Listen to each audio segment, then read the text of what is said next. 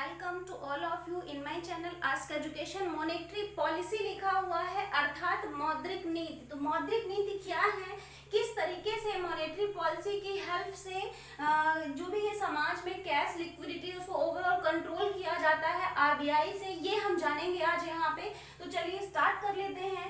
देखिए, जितने भी बैंक्स होते हैं, ठीक है, जितने भी बैंक्स होते हैं सभी बैंक्स आरबीआई की कंट्रोल में होते हैं। बैंक कोई भी हो, आपका पब्लिक हो, प्राइवेट हो, कमर्शियल हो, नॉन कमर्शियल हो, सभी बैंक्स आरबीआई के कंट्रोल में होते हैं।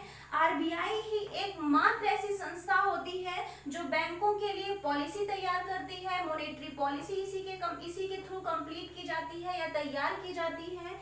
जितने बैंक्स हैं वो सभी आरबीआई की देख रेख में रहते हैं, ठीक है।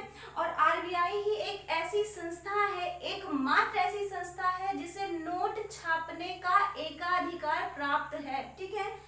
तो कुल मिलाकर हम ये भी कह सकते हैं कि आरबीआई सभी बैंकों की बैंक है, ठीक है। इसे बैंक ऑफ बैंक भी बोला जाता है। एक एक्ट आया हुआ है, ठीक है, आया हुआ था आरबीआई एक्ट आया हुआ है। आरबीआई एक्ट 1934 में आया था, बट आरबीआई को स्टैब्लिश्ड किया गया है 1935 में, ठीक है। आरबीआई एक्ट आया था 1934 में और इसकी स्थापना की गई है 1935 में। दोनों क्वेश्चन यहाँ पे आपके इम्पोर्टेंट हैं, ठीक है, दोनों क्वेश्चन यहाँ पे इम्पोर्टेंट हैं, ध्यान रखिएगा। देखिए, एक्चुअली होता क्या है कि जितने भी बैंक्स होते हैं, ठीक है, जो ये बैंक्स हैं, पब्लिक बैंक हो, प्राइवेट बैंक हो, इन बैंकों को, ठीक है, इन बैंकों को जब भी एक तरीके से कैश की नीड होती है, जब इन्हें कैश की नीड होती है तो ये आरबीआई से डिमांड करते हैं, कैश फॉर्म में, लोन फॉर्म में आरबीआई से डिमांड करते हैं कि आप हमारी डिमांड को, आप हमारी नीड को कंप्लीट करो। तो आरबीआई करती क्या है, इन बैंकों को लोन प्रोवाइड कराती है, ठीक है। जितने भी बैंक्स हैं सभी को आरबीआई लोन प्रोवाइड कराती है। और यहाँ पे बहुत सारे बैंक्स होते हैं, आपको मालूम है, कुछ बैंकों का नाम मैं यहाँ पे लिख रही हूँ, ठीक है। एसबीआई हो गया, पीएनबी हो गया, ठीक है, आईसीआईसीआई बैंक हो गया, ठीक है, इलाहाबाद बैंक हो गया। बहुत सारे बैंक्स होते हैं। इन सभी बैंकों को अपने दैनिक जीवन के लिए यहाँ पे इन सभी बैंकों को अपने डेली यूजर्स के लिए एक तरीके से अमाउंट की जब भी नीड होती है और वो नीड इनके पास जो एनडीटीएल है उससे कंप्लीट नहीं हो पाता, तो उस नीड को कंप्लीट करने के लिए ओवरऑल जो ये बैंक्स हैं ये आरबीआई से डिमांड करते हैं कि आप हमें लोन दो, और आरबीआई इनकी डिमांड को कंप्लीट करता है, ठीक है। ध्यान से सुनिएगा, यहाँ पे एक एक पॉइंट्स जो जितने भी लिखे हुए हैं आपको मैं रो बाय रो बता देती हूँ क्या लिखा हुआ है एक एक करके। एमएसएफ लिखा हुआ है, मार्जिनल स्टैंडिंग फैसिलिटी। इसका मतलब क्या होता है, जब भी बैंकों को, ठीक है, जो ये बैंक्स हैं, ये इन बैंकों के अलावा भी ये कोई भी बैंक हो सकते हैं, प्राइवेट हो, पब्लिक हो, यहाँ पे पर्टिकुलर किसी बैंक की बात नहीं हो रही है, बात यहाँ पर सिर्फ बैंक की हो रही है, ओके। देखिए, होता क्या है कि जब बैंकों को एक दिन के लिए, एक रात के लिए, ऑल नाइट के लिए, एक दिन के लिए या फिर एक रात के लिए, या फिर हम ये कह सकते हैं कि 24 आवर्स के लिए, ठीक है, 24 घंटे के लिए जब बैंकों को लोन की नीड होती है, ठीक है, जब कुल मिलाकर एक दिन के लिए बैंकों को किसी भी प्रकार के लोन की आवश्यकता होगी, तो उस लोन के लिए बैंक आरबीआई से डिमांड करता है। और आरबीआई करती क्या है, आरबीआई इनको लोन प्रोवाइड कराती है, ठीक है। आरबीआई इन बैंकों को लोन प्रोवाइड कराएगी, ठीक है। आरबीआई इन बैंकों को लोन प्रोवाइड कराएगी और ये लोन आपका होगा 24 आवर्स के लिए, ठीक है। ये लोन आपका 24 घंटे के लिए होता है और इस लोन को प्रोवाइड कराने के लिए बैंक के थ्रू कुछ सिक्योरिटी यहाँ पे रखी जाती है, ठीक है। ये सभी में होता है, ये बेसिक सा कंसेप्ट होता है कि जब भी आप लोन लेते हो तो लोन लेने के बदले आपको एक सिक्योरिटी जमा करनी पड़ती है जिससे आप लोन लेते हो। तो ये कंसेप्ट आपका यहाँ पे भी फॉलो होगा। बैंक आरबीआई से लोन लेंगे, लोन लेने के बिहाफ में कुछ ना कुछ सिक्योरिटी यहाँ पे ये जमा करते हैं और बैंक इन्हें लोन प्रोवाइड कराती है, ठीक है। बैंक इन्हें लोन प्रोवाइड कराती है और ये लोन जो भी प्रोवाइड कराती है इसके लिए पर्टिकुलर एक इंटरेस्ट चार्ज किया जाता है, ठीक है।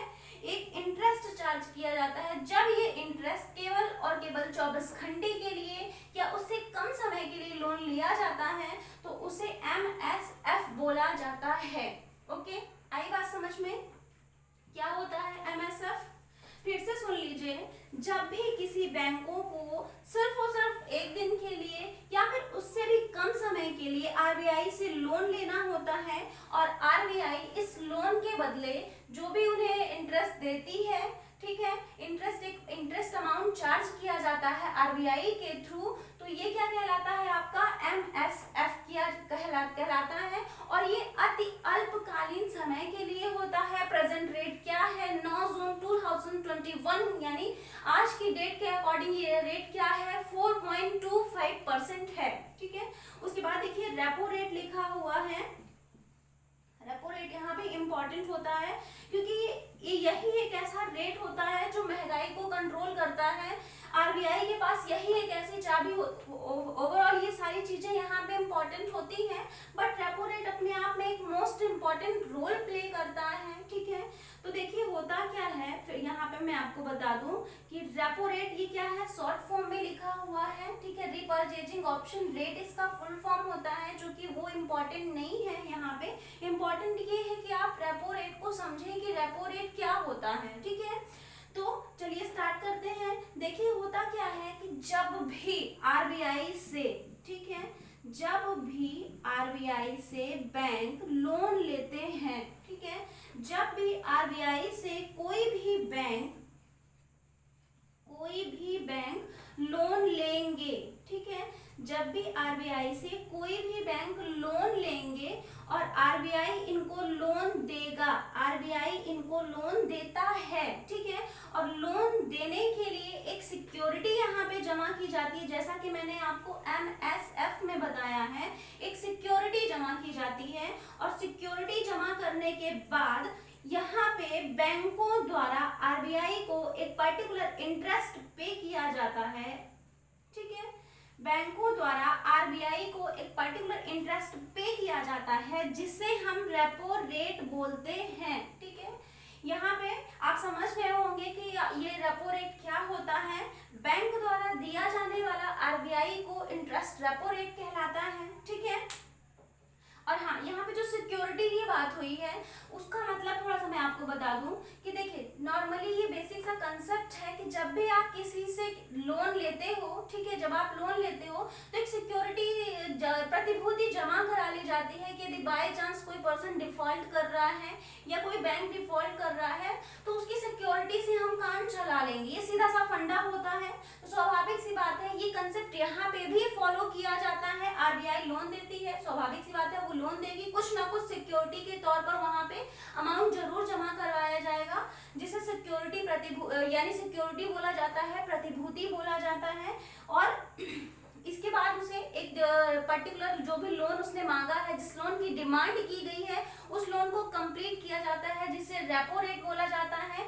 डिफरेंस क्या है MSF में और रेपो रेट में? डिफरेंस क्या है? डिफरेंस ये है कि आपका MSF 24 आवर्स मैक्सिमम 24 आवर्स के लिए ही लिया जाता है बैंकों द्वारा आरबीआई से, बट जो आपका रेपो रेट होता है, रेपो रेट में मिनिमम 2 डेज, ठीक है, minimum 2 days and maximum 14 days, ठीक है, मैक्सिमम 14 डेज, 2 से 14 दिनों के लिए जब भी किसी बैंक द्वारा आरबीआई से लोन लिया जाता है और तो उसे क्या बोला जाता है? रेपो रेट बोला जाता है, ठीक है।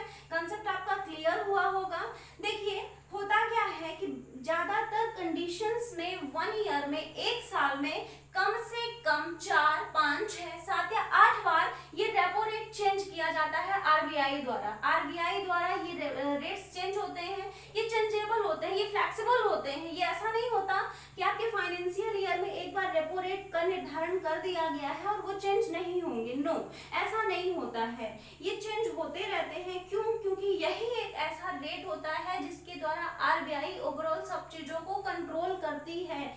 तो यहाँ पे दो कंडीशंस मैं आपको बताऊंगी, दो कंडीशन देखते हैं यहाँ पे कि जब बैंकों द्वारा रेपो रेट को घटा दिया जाता है तो मार्केट में क्या कंडीशंस होती हैं। ठीक है, जब बैंकों द्वारा रेपो रेट को घटा दिया, आरबीआई द्वारा, जब आरबीआई द्वारा रेपो रेट को घटा दिया जाएगा, डिक्रीजिंग ऑर्डर में कर दिया जाएगा, तो मार्केट में क्या कंडीशन होगी, थोड़ा ध्यान दीजिएगा। वर्तमान यानी आज का, प्रेजेंट का आपका रेपो रेट क्या है, 4% है। यदि हम इसे कम कर देंगे, ठीक है, यदि हम इसे कम करेंगे तो क्या कंडीशंस होंगी, 4 है, 4 से कम करेंगे, माना कि यहाँ पे 2% हो गया। ठीक है, माना कि यहाँ पे जो रेपो रेट है वो 2% हो गया, तो होगा क्या, आरबीआई रेपो रेट कम क्यों करती है, उसके पीछे भी एक रीजन होता है। रीजन ये होता है कि आरबीआई एक तरीके से आकर्षित करना चाहती है कि जितने भी बैंक्स हैं वो लोन लेने के लिए आगे आए,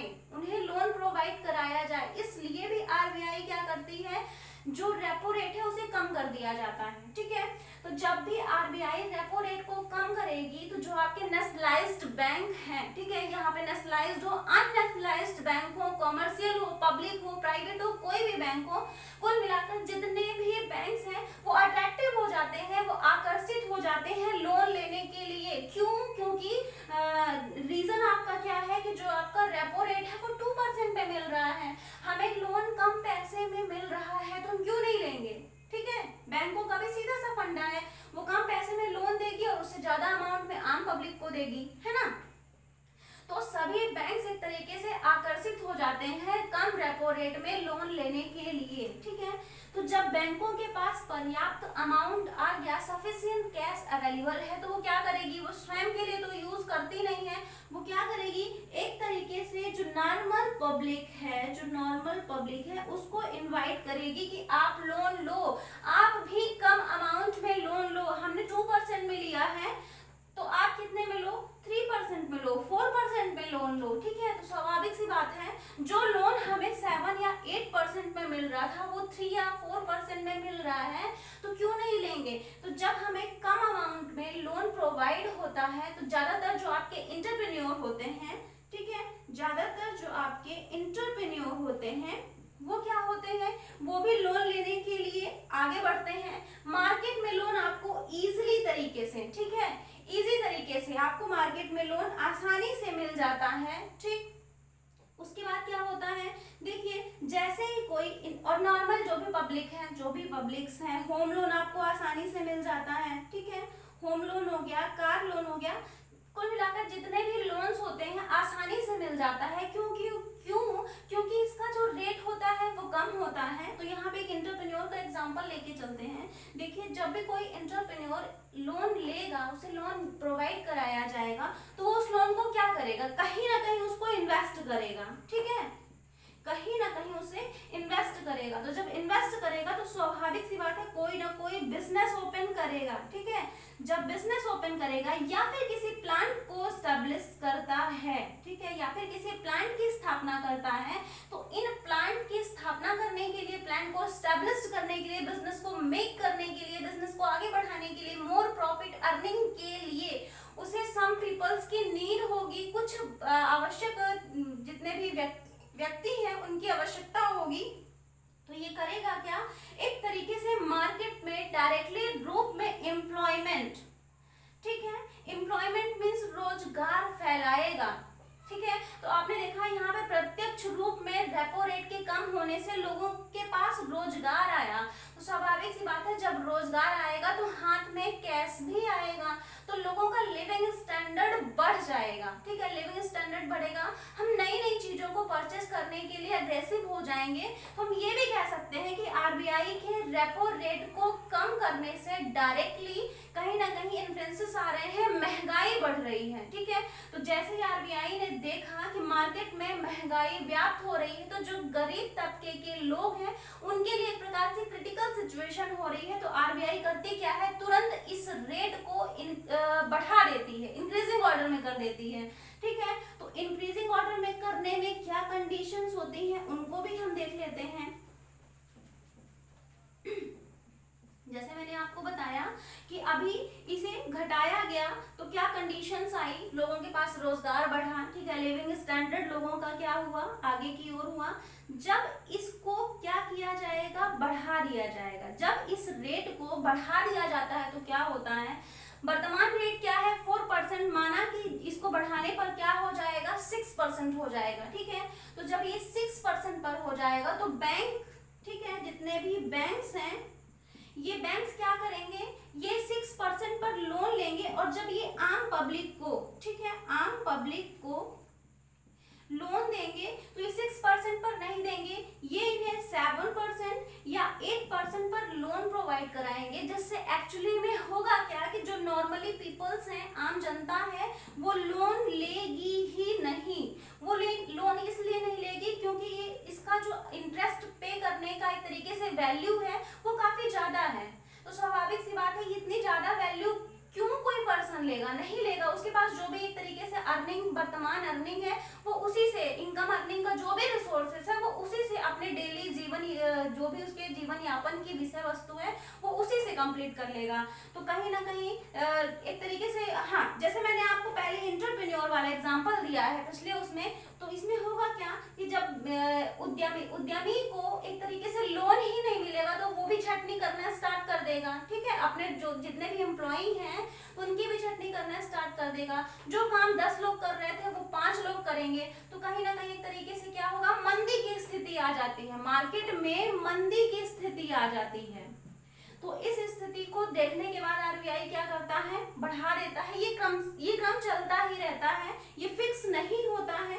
यहाँ पे थोड़ा सा बेस रेट मैं आपको बता दूं, मुझे बताने के लिए पहले भूल गया, तो अभी मैं बता देती हूँ आपको बेस रेट क्या होता है। एमएसएफ आप समझ गए होंगे, रेपो रेट आप समझ गए होंगे, बेस रेट क्या होता है। देखिए, जैसे कि बैंकों ने आरबीआई से लोन लिया 4% पर, बट बैंक करेंगे क्या कि आम पब्लिक को, ठीक है, आम पब्लिक को ये जो भी जिस भी रेट में लोन प्रोवाइड कराएंगे, ठीक है, बैंक, यहाँ पे बैंक लिख देती हूं मैं, ठीक है, बैंक जिस भी कंडीशंस में जिस रेट पर आम पब्लिक को लोन प्रोवाइड कराएंगे, ये क्या कहलाता है, आपका बेस रेट, ठीक है, ये बेस रेट कहलाता है। ध्यान दीजिएगा बेस रेट क्या होता है। और आपका बेस रेट हमेशा हमेशा ज्यादा होता है रेपो रेट से, क्योंकि रेपो रेट वह रेट होता है जिसमें बैंक लोन लेती है, ठीक है, लेकिन बेस रेट क्या होता है, जिसमें बैंक लोन प्रोवाइड कराती है, ठीक है। कंडीशंस देखिए क्या है, कंडीशन दोनों में चेंज है। रेपो रेट क्या है, जिसमें बैंक लोन लेती है, बट बेस रेट क्या है, बैंक जिसमें लोन प्रोवाइड कराती है। तो कंडीशंस चेंज है, तो कॉमन सी बात है, जितने में हम लोन ले रहे हैं वो हमारे लिए, हम उससे 1-2% बढ़ाकर ही लोन देंगे दूसरे किसी पार्टी को या जो भी कोई दूसरा व्यक्ति है। तो बेस रेट हमेशा हमेशा ज्यादा होता है रेपो रेट से, ओके। और रेपो रेट से हमेशा हमेशा ज्यादा होता है एमएसएफ, बिकॉज रीजन इज कि ये जो आपका रेपो रेट है ये 2 से 14 दिनों के लिए लिया जाता है, और आपका जो एमएसएफ होता है वो 24 आवर्स के लिए लिया जाता है, ठीक है, ध्यान दीजिएगा। उसके बाद देखिए क्या लिखा हुआ है, बैंक रेट। होता क्या है कि जब भी बैंकों को अति अल्पकालीन के लिए नहीं, अल्पकालीन के लिए भी नहीं, जब बैंकों को दीर्घकालीन अवधि के लिए लोन लेने की आवश्यकता पड़ती है तो उसे क्या बोला जाता है, बैंक रेट बोला जाता है, ठीक है। बैंक रेट और बेस रेट में अंतर होता है, ठीक है, यहाँ पे आप ध्यान दीजिएगा। बैंक रेट भी रेपो रेट से हमेशा ज्यादा होता है। उसके बाद आर लिखा हुआ है, इसका मीन्स क्या हुआ, रिवर्स रेपो रेट, ठीक है। रिवर्स रेपो रेट क्या होता है, इसमें देख लीजिए, जैसे आरबीआई हो गया, आरबीआई, और यहाँ पे बैंक्स हो गए, ठीक है। बैंक्स क्या है, यहाँ पे टाइप्स ऑफ बैंक होते हैं, बैंक की बहुत टाइप्स ऑफ बैंक होते हैं, विभिन्न प्रकार के बैंक पाए जाते हैं। तो ये जो बैंक्स होते हैं इनके पास क्या होता है, अमाउंट एक्स्ट्रा रहता है, ठीक है। एक्स्ट्रा अमाउंट जब भी इनके पास होता है, जैसे सैटरडे संडे को इनके सैटरडे संडे को अक्सर बैंक बंद रहता है, या फिर कम आम पीपल्स जाती है या बैंकों में ट्रांजैक्शंस करने के लिए, तो इनके पास जब पर्याप्त मात्रा में कैश अवेलेबल हो जाता है तो आरबीआई करती क्या है कि इन बैंकों से लोन लेती है, ठीक है। इन बैंकों से जब आरबीआई लोन लेगी, ठीक है, बैंक यहाँ पे लोन देंगे आरबीआई को, बैंक यहाँ पे लोन देते हैं आरबीआई को। इसके लिए आरबीआई भी एक particular amount, particular interest charge करती है बैंकों को, ठीक है, पर्टिकुलर इंटरेस्ट चार्ज करती है बैंकों को, और यही इंटरेस्ट आपका क्या कहलाता है, रिवर्स रेपो रेट कहलाता है, ठीक है।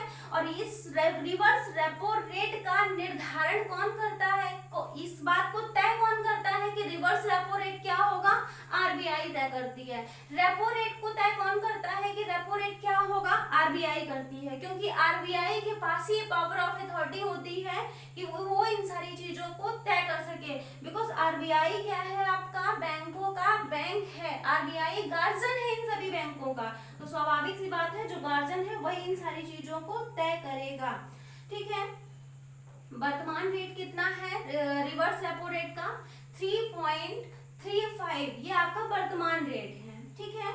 उसके बाद देखिए CRR लिखा हुआ है, ठीक है, कैश यहाँ पे हो गया आपका cash reserve ratio, CRR, cash reserve ratio.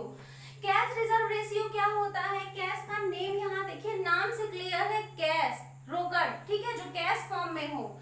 तो आरबीआई ने ऐसा रूल निकाला है, ऐसा नियम निकाला है कि जितने भी बैंक्स हैं, जितने भी बैंक्स का मतलब यहाँ पे है कि जो भी बैंक्स हैं भारत में, जितने भी बैंक्स हैं, वो सभी बैंक्स आरबीआई के कंट्रोल में होते हैं, आरबीआई के कंट्रोल में वो अपना वर्क कंप्लीट करते हैं।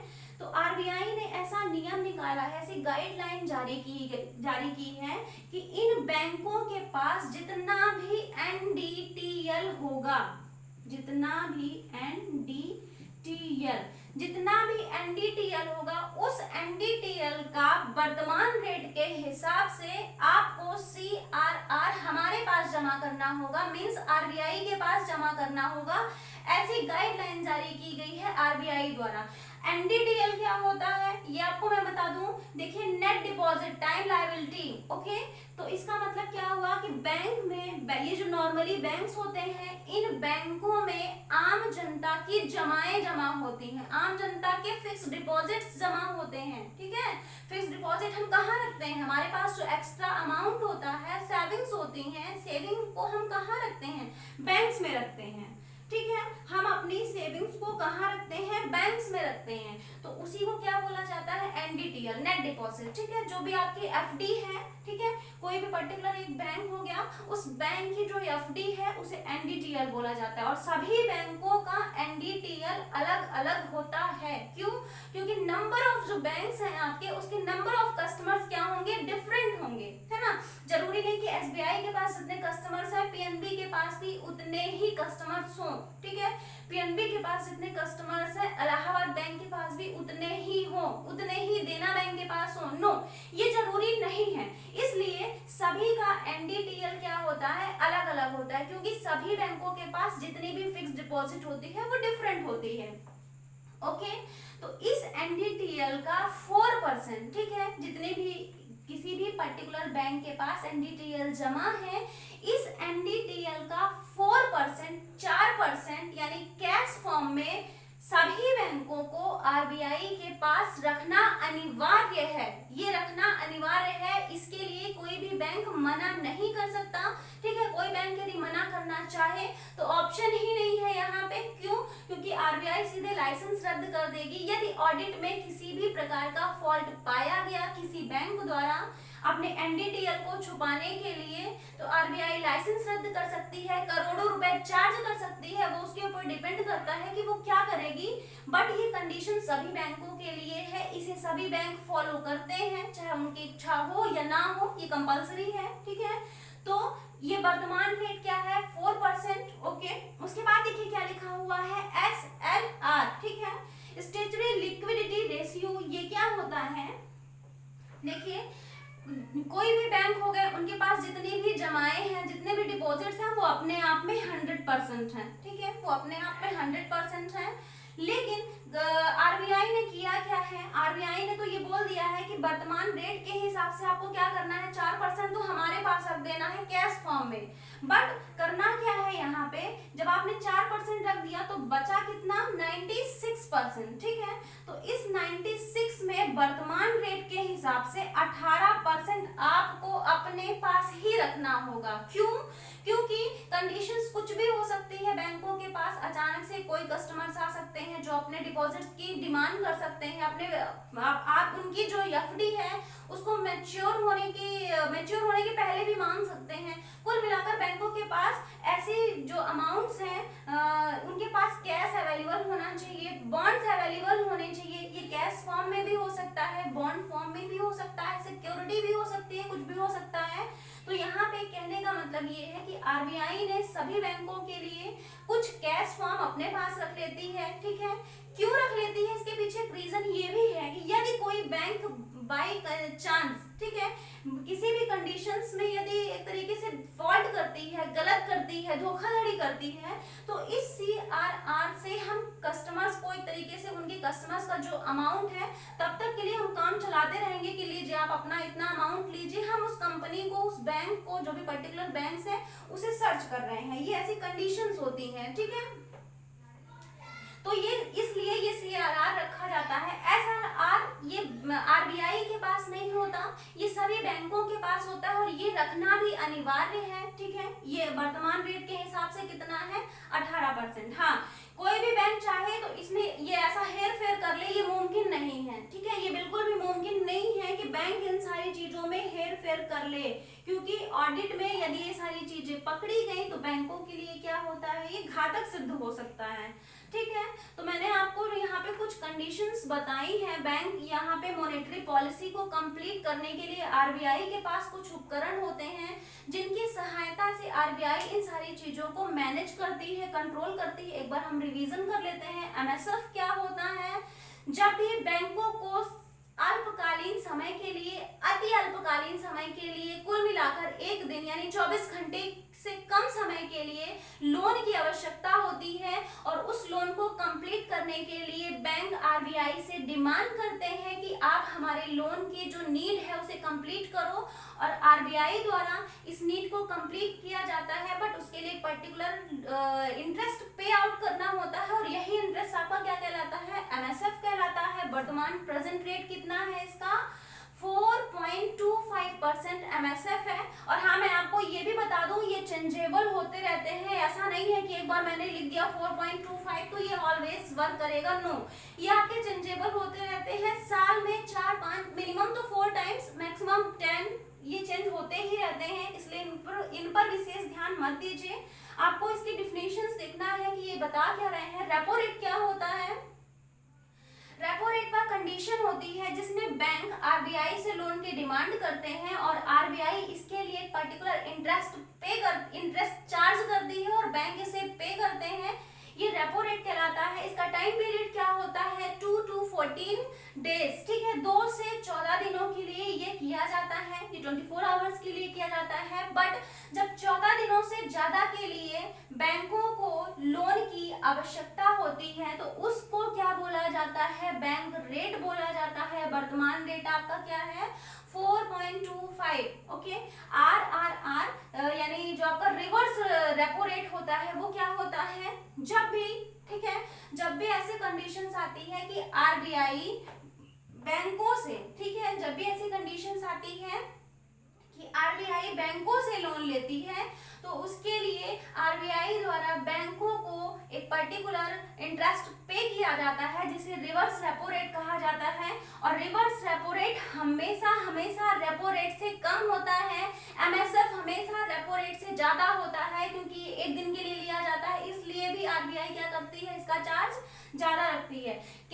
ये क्या होता है, सीआरआर क्या होता है, cash reserve ratio. Cash reserve ratio RBI करती क्या है कि जितने भी बैंक्स हैं उन बैंकों का उनके जितने बैंक्स हैं, ठीक है, जो भी बैंक्स हैं उनका एनडीटीएल का एक पर्टिकुलर प्रतिशत अपने पास जमा करती है कैश फॉर्म में, जिसे सीआरआर बोला जाता है। एसएलआर क्या होता है, स्टैट्यूटरी लिक्विडिटी रेशियो का मतलब क्या है कि बैंक इन कैश फॉर्म के अलावा बैंकों को ये भी दिशा निर्देश जारी की है, ये भी गाइडलाइन जारी की है कि आपके पास जितनी भी जमाए हैं, जितने भी डिपॉजिट है, उसका वर्तमान रेट के हिसाब से आप अपने पास स्वयं रखोगे। इसका आपको एक्सपेंस नहीं करना है, इसका ट्रांजैक्शन नहीं करना है, इसका यूज नहीं करना है। इसे सिर्फ और सिर्फ आपको अपने पास रखना है कि ये आपके पास अवेलेबल हो, इसे यूज नहीं करना है। ओके, अब देखिए होता क्या है कि बैंक जब मॉनेटरी पॉलिसी तैयार कर लेती है तो यहाँ पे कुछ कंडीशंस अप्लाई हो जाती है। वहां पे देखिए क्या लिखा हुआ है, जब आपका मॉनेटरी रेट को हाई कर दिया जाता है, ये हाई का सिंबल लगा हुआ है, इंक्रीजिंग ऑर्डर में होता है, बढ़ जाता है, तो होता क्या है कि जो आपका इंटरेस्ट है, ठीक है, जब आप इंटरेस्ट होता है वो कम दामों में मिलता है। ठीक है, इंटरेस्ट क्या होगा आपका, कम दामों में मिलेगा। क्यों? क्योंकि रेपो रेट को, जो भी रेपो रेट हम यहाँ पे बोल रहे हैं, किसी भी रेट को बोल सकते हैं, जो भी आपके यहाँ पे रेट्स हैं, इन रेट्स को, ये जो आपके मॉनेटरी पॉलिसी के जो उपकरण है, ये 6 उपकरण हैं, इनको जब बढ़ा दिया जाता है तो आम पब्लिक को जो इंटरेस्ट मिलता है वो क्या होता है, कम मिलने लगता है। ठीक है, कम लेंगे, क्यों कम लेंगे, क्योंकि हमें इंटरेस्ट ज्यादा पे करना पड़ रहा है। स्वाभाविक सी बात है, जब हमें इंटरेस्ट ज्यादा पे करना पड़ेगा तो लोग क्या करेंगे, लोन ही कम लेंगे। ठीक है, लोन यहाँ पे कम लेंगे, स्वाभाविक सी बात है, यहाँ पे जब आपको इंटरेस्ट ज्यादा पे करना पड़ रहा है, इंटरेस्ट ज्यादा पे करना पड़ रहा है यहाँ पे, तो लोन आप कम लोगे, लोन कम से कम पीपल्स लोन लेंगे, और जब लोन कम से कम पीपल्स लेंगे तो स्वाभाविक सी बात है लोगों के पास कैश का जो फॉर्म है, कैश का फ्लो है, लिक्विडिटी है, वो भी लोगों के पास क्या होगी, कम हो जाएगी। ओके, जब लोगों के पास कैश का फॉर्म कम होगा, कैश का फ्लो कम होगा, लिक्विडिटी कम होगी, तो वो किसी भी पर्टिकुलर प्रोडक्ट की डिमांड भी क्या करेंगे, कम करेंगे। ठीक है, लोग पर्टिकुलर प्रोडक्ट की डिमांड कम करेंगे, और जब किसी भी प्रोडक्ट की डिमांड कम हो जाती है तो स्वाभाविक सी बात है उसकी जो वैल्यू होती है, प्राइस होती है, एमआरपी होती है, वो भी क्या होती है, कम हो जाती है ना। और जब ये सारी चीजें कम हो जाती है तो इन्फ्लुएंसेस भी कम होते हैं, महंगाई भी कम होती है, जिससे एक तरीके से हम ये कह सकते हैं कि जो समानता है वो बरकरार रहती है ना। ये देख लीजिए, उसके बाद देखिए क्या लिखा हुआ है यहाँ पे, इंटरेस्ट जब क्या होगा, आपका लोन कम कर दिया जाएगा। ठीक है, ये जो आपके उपकरण है इनको कम कर दिया जाएगा, इन उपकरण को कम कर दिया जाएगा तो इंटरेस्ट इजीली तरीके से, आसानी से मिल जाएगा।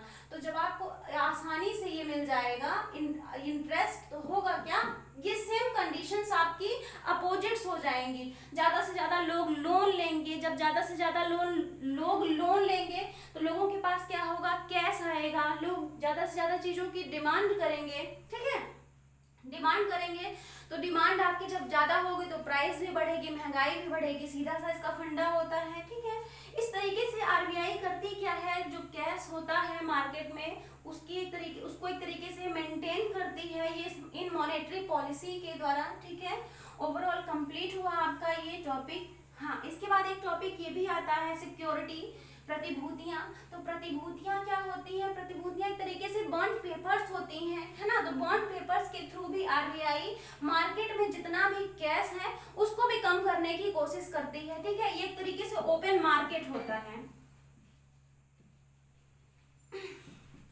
ओपन मार्केट एक ऐसा प्लेस होता है जहां पे सिक्योरिटी को, ठीक है, जहां पे सिक्योरिटी को या भी प्रतिभूतियों को परचेज किया जाता है। ठीक है, जस्ट लाइक शेयर डिवेंचर, उसको मैं बाद में बताऊंगी आपको कि शेयर डिवेंचर क्या होता है। आप इतना समझ लीजिए शेयर क्या होता है। तो शेयर एक ऐसा पार्ट होता है आपकी कैपिटल का जिसे मेंबर्स परचेज करते हैं, है ना। तो ये ओपन मार्केट भी एक ऐसा प्लेस होता है जहां पे ये सिक्योरिटी को सेल किया जाता है, और नॉर्मली पीपल्स इस सिक्योरिटी को परचेज करते हैं। और परचेज करेंगे तो स्वाभाविक सी बात है, जब हम किसी चीज को परचेज करते हैं तो हमें कैश देना पड़ता है ना। तो जब हम किसी चीज को कैश देकर उसको परचेज करेंगे तो मार्केट में कैश कम होगा। और आरबीआई चाहती क्या है कि मार्केट में कैश का जो फ्लो है वो कम ही बना रहे, जिससे क्या होगा कि गरीब जनता है उसकी भी एक तरीके से उसका भी हित होगा, है ना। तो ओपन मार्केट में सिक्योरिटी को, प्रतिभूतियों को सेल किया जाता जाता है आरबीआई द्वारा, जिसे नॉर्मल पब्लिक परचेज करती है।